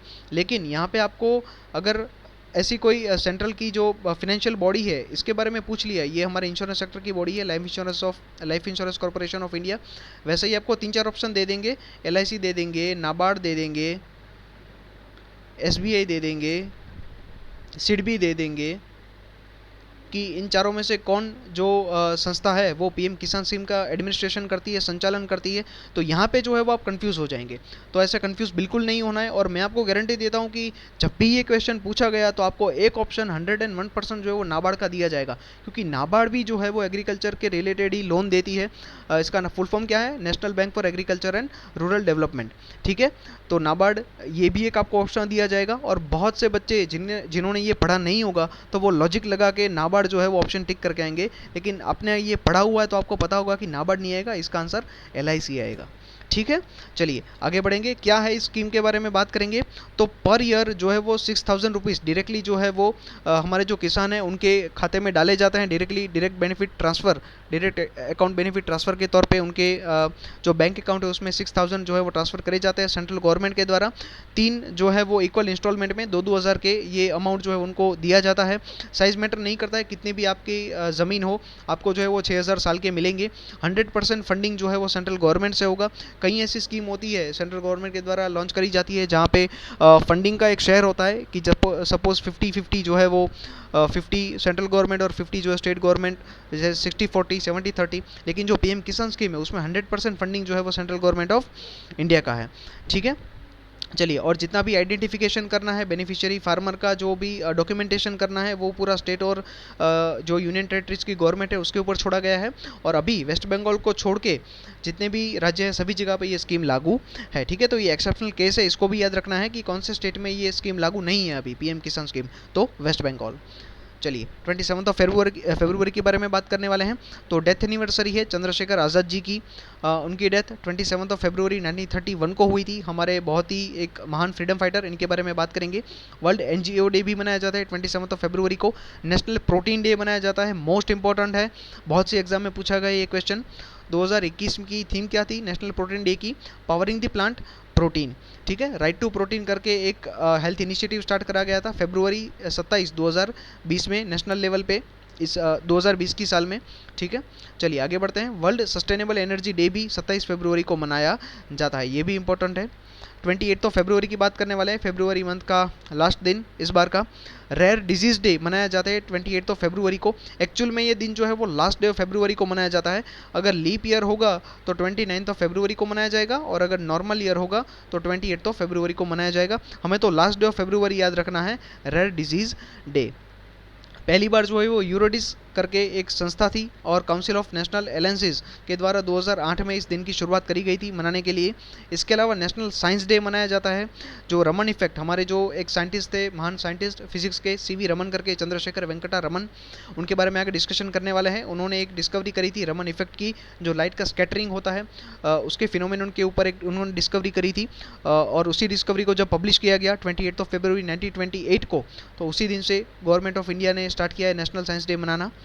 इसके अलावा बर्थ एनिवर्सरी है मोरारजी देसाई की, हमारे इंडिया के जो है वो 4th PM मोरारजी देसाई जी, इनके बारे में बात करेंगे आगे, जिनका बर्थ 29 फरवरी 1896 को हुआ था। एक्चुअल में 29 फरवरी को हुआ था, और इनका बर्थडे तो 29 फरवरी को आना चाहिए, लेकिन हमें पता है कि भाई 29 फरवरी हर 4 साल में एक बार आती है। ठीक है, हर साल तो नहीं आएगी, इसलिए हर साल जो है वो 28 फरवरी को ये दिन मना लिया जाता है, उनकी बर्थ एनिवर्सरी, उनका बर्थडे मना दिया जाता है। चलिए आगे बात करते हैं। सबसे पहले चंद्रशेखर आज़ाद जी के बारे में बात करेंगे। तो चंद्रशेखर तिवारी के नाम पे 23 जनवरी 1906 को उनका जन्म हुआ। भवरा कहाँ पे है? अभी हमारा जो मध्य प्रदेश वाला एरिया, वहाँ पे उनका बर्थ हुआ। 27 फरवरी 1931 में इलाहाबाद में उनकी मृत्यु हुई। उन्होंने खुद को जो है वो सुसाइड कर लिया था। क्यों? क्योंकि ब्रिटिशर्स उनके पीछे पड़े हुए थे, और उन्होंने एक बात बताई थी कि मैं भले ही मर जाऊँगा लेकिन कभी ब्रिटिश की गोली से नहीं मरूंगा, मतलब ब्रिटिशों के हाथ में मैं कभी नहीं आऊँगा, ब्रिटिशर्स के हाथ में मैं कभी नहीं आऊँगा। और ऐसा ही एक दिन इंसिडेंट हुआ 27 फरवरी को, एक केस के रिलेटेड जो है वो ब्रिटिश उनको पकड़ना चाहते थे, उनके पीछे ब्रिटिश पुलिस पड़ी हुई थी। तो जो हमारे चंद्रशेखर आज़ाद जी थे, वो अभी जो हमारा आज़ाद पार्क है इलाहाबाद में, पहले उसका नाम एक ब्रिटिशर्स के नाम पे हुआ करता था, अभी उसका नाम आज़ाद पार्क कर दिया है इलाहाबाद में। तो वहाँ पे वो गए और पीछे पीछे पुलिस आई, और उनकी पास जो पिस्तौल हुआ करती थी उसमें सिर्फ लास्ट में एक गोली बाकी थी, और वो एक गोली उन्होंने खुद को मार ली, सुसाइड कर लिया, और उन्होंने अपना वचन निभाया। उन्होंने जो बोला था कि मैं ब्रिटिशर्स के हाथ में नहीं आऊँगा, और वो नहीं आए, और जो है वो उन्हें भारत माता के लिए, स्वतंत्रता के लिए अपनी जान दे दी। ठीक है, चलिए, एक रिवोल्यूशनरी लीडर थे, फ्रीडम फाइटर हुआ करते थे, हिंदुस्तान सोशलिस्ट रिपब्लिकन एसोसिएशन उससे जुड़े हुए थे। सिर्फ 15 साल की उम्र में नॉन कॉपरेशन मूवमेंट जब चला था 1921 में, तब उन्होंने जो है वो फ्रीडम की स्ट्रगल में जो है वो उन्होंने ज्वाइन किया, सिर्फ 15 साल की उम्र में। यार मतलब एक 15 साल की उम्र का बच्चा फ्रीडम स्ट्रगल के लिए अगर वो ज्वाइन करता है इस उम्र में, तो मतलब सैल्यूट है यार। हमारे जितने भी क्रांतिकारी हैं, जितने भी रिवोल्यूशनरी लीडर्स हैं, उनको तो मतलब सैल्यूट है कि इतनी छोटी उम्र में देश की आज़ादी के लिए लड़ना, उसके लिए शहीद होना, उस टाइम पे इतनी छोटी उम्र में जेल जाना, मतलब सैल्यूट है यार। We are really proud of that. ठीक है, चलिए, जब मजिस्ट्रेट के सामने उनको पेश किया गया तो उन्होंने अपना नाम क्या बताया? आज़ाद उन्होंने अपना नाम बताया। उनके फादर का नाम पूछा गया तो उन्होंने स्वतंत्रता बताया। और उनका रेसिडेंस, उनका घर कहाँ पे है, तो उन्होंने बोला मैं जेल में रहता हूँ। ठीक है, उनका खुद का नाम आज़ाद, उनके पिताजी का नाम उन्होंने स्वतंत्रता बताया यानी इंडिपेंडेंस, और उनका रेसिडेंट उन्होंने जेल बताया। और तभी से उनको चंद्रशेखर आज़ाद के नाम से जाना गया। हिंदुस्तान रिपब्लिकन एसोसिएशन से जुड़े हुए थे। ठीक है, 1922 में जब महात्मा गांधी जी ने जो नॉन कॉपरेशन मूवमेंट थी उसको पीछे ले लिया था, मतलब वापस ले लिया था 1920 में। अगस्त 1920 में नॉन कॉपरेशन मूवमेंट की शुरुआत हुई थी, लेकिन 1922 में जब चौरी चौरा कांड हुआ, गोरखपुर जो यूपी का भी एरिया है, गोरखपुर में क्या हुआ कि ये जो नॉन कॉपरेशन मूवमेंट चल रहा था, आंदोलनकारी सब आंदोलन कर रहे थे, वहाँ पे एकदम पीसफुली आंदोलन हो रहा था। तभी अचानक से क्या हुआ कि पुलिस की एक पूरी टीम आ गई और उन्होंने उन पर जो है वो गोलीबारी स्टार्ट करी। और उसी के अगेंस्ट में जो जितने भी आंदोलनकारी थे उन सभी ने क्या किया, पुलिस वाले जितने भी थे उन सबको उनके ही पुलिस स्टेशन में बंद कर दिया और बाद में पुलिस स्टेशन को आग लगा दी। और इसमें लगभग 20 से 22 जितने पुलिसकर्मियों की जो है वहाँ पे मृत्यु हो गई, पूरे जल गए, जलकर खाक हो गए 20 से 22 पुलिसकर्मी। और ये न्यूज़ जब गांधी जी को मिलती है तो गांधी जी बोलते हैं कि अभी हमारी जो पब्लिक है वो अहिंसक आंदोलन के लिए बिल्कुल भी रेडी नहीं है, सभी लोग जो अभी भी हिंसा कर रहे हैं, इसलिए मैं ये नॉन कॉपरेशन मूवमेंट को वापस खींचता हूँ। तो ये जब गांधी जी के द्वारा अनाउंसमेंट किया गया तो अलग से एक हिंदुस्तान रिपब्लिकन एसोसिएशन करके एक क्रांतिकारी संस्था का जो है वो फॉर्मेशन हुआ। पहले 1924 में उसका फॉर्मेशन हुआ ईस्ट बंगाल में। किसके द्वारा? सचिंद्र नाथ सन्याल पर्सन थे, नरेंद्र मोहन सेन थे और प्रतुल गंगुली करके थे। इन तीनों के द्वारा जो है वो फॉर्मेशन किया गया हिंदुस्तान रिपब्लिकन एसोसिएशन का 1924 में ईस्ट बंगाल में। और इनके मेंबर बाद में कौन कौन जुड़े? भगत सिंह जी जुड़े, चंद्रशेखर आज़ाद जी थे, सुखदेव, रामप्रसाद बिस्मिल, रोशन सिंह, अशफाकुल्ला खान और राजेंद्र लाहिरी, इन सभी जो है वो एचआरए के मेंबर हुआ करते थे। जो काकोरी ट्रेन रॉबरी जो किस्सा था जो 1925 में हुआ था, वो एचआरए के मेंबर्स के द्वारा ही हुआ था। क्या हुआ था कि एक ब्रिटिश की ट्रेन थी, ब्रिटिश का उसके अंदर खजाना था। ठीक है, तो वो पूरा लूटने का एक प्लान बनाया गया था काकोरी रोबरी कांड में। इसके अंदर प्लान किसने एग्जीक्यूट किया था, किसने ये प्लान पूरा बनाया था? चंद्रशेखर आज़ाद जी थे, रामप्रसाद बिस्मिल जी, अशफाकुल्ला खान, राजेंद्र लाहिरी और मोहम्मद नाथ गुप्ता जी थे। ठीक है, तो चंद्रशेखर आज़ाद जी इसमें भी थे, काकोरी ट्रेन रॉबरी में। इसके बाद जो है वो एचआरए, इसका नाम चेंज करके क्या कर दिया गया? Hindustan socialist Republican army. 1928 में फिरोज शाह कोटला में इसकी स्थापना हुई, मतलब जस्ट नाम चेंज कर दिया गया, एचआरए से एचएसआरए कर दिया गया, Hindustan social Republican army. New Delhi में इसकी स्थापना हुई चंद्रशेखर आज़ाद जी के द्वारा, अशफाकुल्ला खान, भगत सिंह जी, सुखदेव थापर और जोगेश चंद्र बैनर्जी के द्वारा। जो जेपी सॉन्डर्स की हत्या हुई थी, अभी ये जेपी सॉन्डर्स कौन थे? तो देखिए, 19 थोड़ा हिस्ट्री का टॉपिक है, मैं आपको बता देता हूँ। 1928 में जब साइमन कमीशन इंडिया आया तो पूरे इंडिया में एक आंदोलन स्टार्ट हुआ साइमन कमीशन के अगेंस्ट में। साइमन गो बैक के नारे लगे, हमें पता है। ठीक है, तो ऐसा ही एक आंदोलन साइमन के अगेंस्ट में, साइमन कमीशन के अगेंस्ट में लाहौर में चल रहा था। वहाँ पे जो हमारे क्रांतिकारी अग्रणी जो नेता थे लाला लाजपत राय जी, वो भी आंदोलन कर रहे थे। और तभी जो है वो स्कॉट करके एक ब्रिटिश अधिकारी थे, स्कॉट करके ब्रिटिश अधिकारी थे, उन्होंने लाठीचार्ज का आदेश दिया पुलिस को कि इन आंदोलन जो भी कर रहे हैं उन पर लाठीचार्ज कीजिए। और इसी लाठीचार्ज में जो हमारे लाला लाजपत राय जी थे, उनको जो है वो उनके ऊपर भी लाठीचार्ज हुआ और उनको हॉस्पिटलाइज करना पड़ा। और कुछ महीने बाद, 1-2 महीने बाद उनकी जो है वो बहुत सीरियस उनको इंजरीज हुई थी इस लाठीचार्ज से, इसीलिए लाला लाजपत राय जी की मृत्यु हो गई। और उन्हीं की मृत्यु का बदला लेने के लिए जो है वो चंद्रशेखर आज़ाद जी, हमारे भगत सिंह जी, सुखदेव जी और राजगुरु जी, इन्होंने जो है वो स्कॉट की हत्या का प्लानिंग करी कि स्कॉट को हम मारेंगे। लेकिन गलती से जो है वो गोली किसको लग गई? जेपी सॉन्डर्स को लग गई। और ये जेपी सॉन्डर्स की हत्या का ही केस चला सुखदेव सिंह, मतलब भगत सिंह, सुखदेव और राजगुरु के ऊपर। और 1931 में 23 मार्च 23 मार्च 1931 में तीनों को फांसी दी गई। और जो है वो अंग्रेज़ लाला लाजपत राय जी के मतलब ये चंद्रशेखर आज़ाद जी के पीछे तो पड़ी हुई थी, और उसी में वो जो है मैंने आपको बताया कि वो आज़ाद पार्क अभी जो इलाहाबाद में है वहाँ पे वो भागे, वहाँ पे गए, पीछे पुलिस पड़ी हुई थी, और जो लास्ट गोली उनकी पिस्तौल में थी उन्होंने खुद को मार ली, और 27 फरवरी 1931 को उनकी मृत्यु हुई। तो ये हमने बात की चंद्रशेखर आज़ाद जी के बारे में। आगे सीवी रमन जी के बारे में बात करेंगे, चंद्रशेखर वेंकटा रमन जी के बारे में। 7 नवंबर 1888 में तिरुचिरापल्ली, जो भाई हमारा तमिलनाडु का पार्ट है, वहाँ पे इनका बर्थ हुआ था। 21 नवंबर 1970 में उनकी डेड हुई। बेंगलोर में यूनिवर्सिटी ऑफ मद्रास से पढ़े हुए थे। रमन इफेक्ट की डिस्कवरी करी, इसके बारे में हम देखेंगे क्या डिस्कवरी करी। ठीक है, कुछ अवार्ड्स के बारे में बात करेंगे। बहुत से अवार्ड उनको मिले हुए हैं। Fellow of the royal society, Matteucci medal, knight bachelor, Hughes medal, Nobel prize physics के लिए मिली है। मोस्ट इंपॉर्टेंट है 1930 में ये आरआरबी एनटीपीसी में आपको ये क्वेश्चन पूछा गया है। आरआरबी एनटीपीसी में ये क्वेश्चन पूछा गया है कि सीवी रमन जी को नोबेल प्राइज़ कौन से ईयर में मिला था। सो 1930। ठीक है, इसके अलावा भारत रत्न भी मिला 1954 को, और लेनिन पीस प्राइज़ 1957 को मिला। कौन से फील्ड से थे? फिजिक्स के फील्ड से थे। ठीक है, 1933 में पहले इंडियन डायरेक्टर बने आईआईएससी बेंगलोर के इंडियन इंस्टीट्यूट ऑफ साइंस, जो भी बेंगलोर में है, अभी भी कार्यरत संस्था है और बहुत नामांकित संस्था में माना जाता है इसको। ठीक है, वहाँ पे उन्होंने इंडियन एकेडमी ऑफ साइंसेज की स्थापना करी। इसके अलावा उनको एक और अवार्ड भी मिला, फ्रैंकलिन मेडल करके 1941 में, फ्रैंकलिन इंस्टीट्यूट अमेरिका के द्वारा। फर्स्ट इंडियन थे जिनको नोबेल प्राइज़ से सम्मानित किया गया। मोस्ट इंपॉर्टेंट जो है वो पॉइंट है इस टॉपिक का कि फर्स्ट इंडियन जिनको नोबेल प्राइज़ मिला वो सीवी रमन जी थे। उन्होंने जो इंडियन एकेडमी ऑफ साइंसेज की स्थापना करी और उसके पहले प्रेसिडेंट भी रहे। इसके अलावा जो अभी current sciences association in Bangalore जो है उसकी भी स्थापना करी, और वो क्या पब्लिश करता है? करंट साइंसेज एक जर्नल जो है वो भी पब्लिश करते हैं, मतलब इस संस्था के द्वारा पब्लिश कराया जाता है। वो और उनके जो एक साथी थे कृष्णन करके, उन दोनों ने 28 फरवरी 1928 को एक फिनोमिनन जिसकी डिस्कवरी करी थी, स्कैटरिंग ऑफ लाइट के रिलेटेड एक फिनोमिनन था, उसको तब मॉडिफाइड स्कैटरिंग कहा जाता था। और बाद में जब जो है वो रमन जी के नाम पे उसको रमन इफेक्ट के नाम से जाना गया, और इसी दिन जब उसकी पब्लिश करी गई तो उसी दिन से हमारी इंडियन गवर्नमेंट ने जो है वो नेशनल साइंस डे घोषित किया, और तब से आज तक 28 फरवरी को नेशनल साइंस डे मनाया जाता है। ठीक है, चलिए मोरारजी देसाई के बारे में बात करेंगे। मोरारजी देसाई का जन्म जो है 29 फरवरी 1896 में भड़ेली, जो अभी नडियाद वाला एरिया है गुजरात में, वहाँ पे तब बॉम्बे प्रेसिडेंसी में हुआ करता था।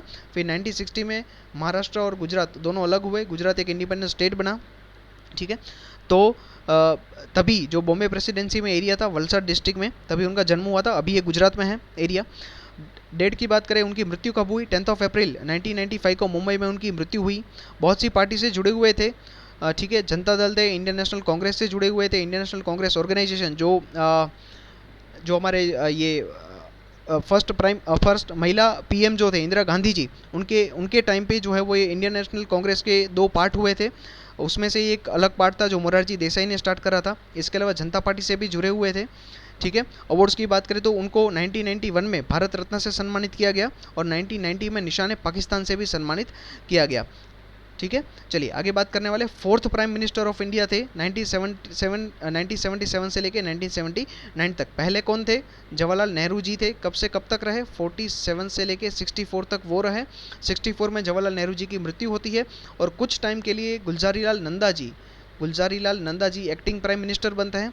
इसके बाद second prime minister Lal Bahadur Shastri ji बनते हैं 64 से लेके 66 तक। बाद में 66 में लाल बहादुर शास्त्री जी की भी मृत्यु हो जाती है, और फिर से जो है वो एक्टिंग प्राइम मिनिस्टर के तौर पे गुलजारीलाल नंदा जी बनते हैं। फिर 66 से लेके 77 तक जो है वो इंदिरा गांधी जी पीएम बनती हैं, भारत की पहली महिला वड़ा प्रधान। और इसके बाद में 77 से लेके 79 तक 4th प्राइम मिनिस्टर जो है वो मोरारजी देसाई बनते हैं। 1967 से लेके 69 तक second deputy prime minister of India भी रहे। इसके अलावा बॉम्बे स्टेट के दूसरे मुख्यमंत्री भी थे, सेकंड चीफ मिनिस्टर 1952 से लेके 1956 तक। पहले ऐसे प्राइम मिनिस्टर थे जो इंडियन नेशनल कांग्रेस से बिलोंग नहीं करते थे, यानी फर्स्ट जिनको नॉन कांग्रेसी प्राइम मिनिस्टर कहा जाता है वो मोरारजी देसाई थे। ये भी एग्जाम में पूछा गया क्वेश्चन है। निम्नलिखित में से कौन से प्राइम मिनिस्टर जो है वो फर्स्ट बिन कांग्रेसी प्राइम मिनिस्टर थे इंडिया के?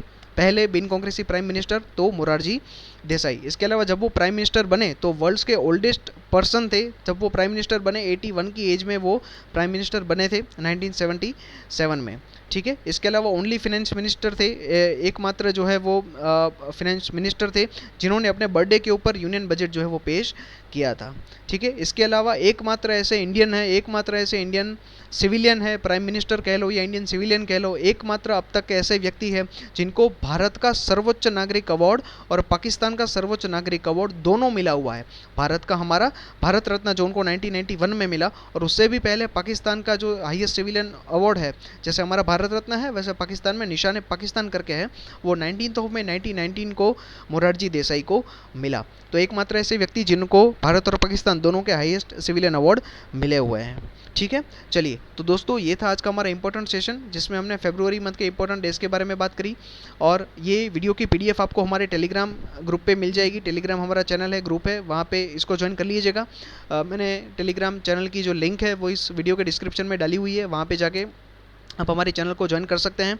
और ये सबके लिए ओपन है, हमारा ग्रुप जो है वो सबके लिए ओपन है। वहाँ पे बहुत से स्टूडेंट आपके जैसे जितने भी एस्पिरेंट्स हैं जो एग्ज़ाम की प्रिपरेशन कर रहे हैं वो भी जुड़े हुए हैं, बहुत से स्टूडेंट जुड़े हुए हैं, और रेगुलर बेसिस के ऊपर वो स्टूडेंट्स एक दूसरे को सभी को जो है वो क्वेश्चन पूछते रहते हैं। हम भी स्टूडेंट को यहाँ से उनको क्वेश्चन पूछते हैं, कुछ भी नया मटेरियल आता है, कुछ भी नई इन्फॉर्मेशन आती है तो हम उनके साथ शेयर करते हैं। जो भी हम मटेरियल बनाते हैं उनके लिए वो हम उनके साथ शेयर करते हैं, जितने भी वीडियोज़ होते हैं उसके लिंक शेयर करते हैं। इसके अलावा स्टूडेंट को भी कोई भी क्वेरी होती है कोई भी सब्जेक्ट्स में तो वो डायरेक्टली जो है वो फ़ोटो खींच के ग्रुप में पूछ लेते हैं एक दूसरे से, और हम भी उसका आंसर करते हैं, ठीक है। और साथ में हम भी उनको क्वेश्चन पूछते हैं। तो एक बहुत ही इंटरेक्टिव सा ग्रुप है हमारा टेलीग्राम का, वहाँ पे आप इसको ज्वाइन कर सकते हैं। सारे वीडियो की पीडीएफ तो मिलेगी ही मिलेगी, साथ में जो है वो आपके दूसरे एस्पिरेंट्स के साथ डिस्कशन होगा तो आपका नॉलेज लेवल भी इंप्रूव होगा। और इसी के साथ में हमारे टेलीग्राम चैनल पर डेली बेसिस के ऊपर 10 से लेके 12 जो है वो क्वीज़ 10 से 12 जितने क्वेश्चन 10 से 12 क्वेश्चन हम पूछते हैं उसकी क्विज़ चलाते हैं। जो आपके प्रीवियस ईयर एग्जाम में क्वेश्चन पूछे गए हैं उसके ऊपर से जो है वो हम पूरी क्विज़ बनाते हैं, और 10 से 12 क्वेश्चन की हम क्विज़ यहाँ पे डेली बेसिस के ऊपर पूछते हैं। तो ये भी आपके लिए बहुत अच्छी बात है कि आप जो भी पढ़ रहे हैं उसका रिवीजन भी आपका वहीं पर आपको हो जाएगा, आपको मटेरियल भी मिल जाएगा, वीडियो की लिंक भी मिल जाएगी, और उसकी आप एग्ज़ाम भी वहाँ पे दे पाएंगे। और अगर आपको कोई भी क्वेश्चन है तो डायरेक्टली आप ग्रुप में पूछ दीजिए। आपको किसी का सोल्यूशन नहीं पता है, कोई टॉपिक के बारे में जानना है तो वो भी ग्रुप में डाल दीजिए। दूसरे आपको स्टूडेंट भी मिलेंगे आपके जैसे प्रिपरेशन करने वाले। तो एक बहुत ही बढ़िया ग्रुप है, ठीक है। आप ज्वाइन कर लीजिएगा टेलीग्राम चैनल को हमारी। इसके अलावा कोई भी आपको और भी क्वेरीज हो, कोई भी क्वेश्चन, कोई भी टॉपिक ना समझ आ रहा हो तो हमारी वीडियो लिंक में आप हमारी मतलब वीडियो में आप कमेंट कर दीजिए कि सर ये टॉपिक नहीं समझ आ रहा है, आप इसके ऊपर वीडियो बनाइए। हम डेफिनेटली आपके लिए जो है वो डिफरेंट पूरा वीडियो बना देंगे और आपकी सारी क्वेरीज का आपको सोल्यूशन मिल जाएगा, ठीक है। तो चलिए दोस्तों, मिलते हैं हमारे नेक्स्ट वीडियो में, तब तक जय हिंद, जय भारत।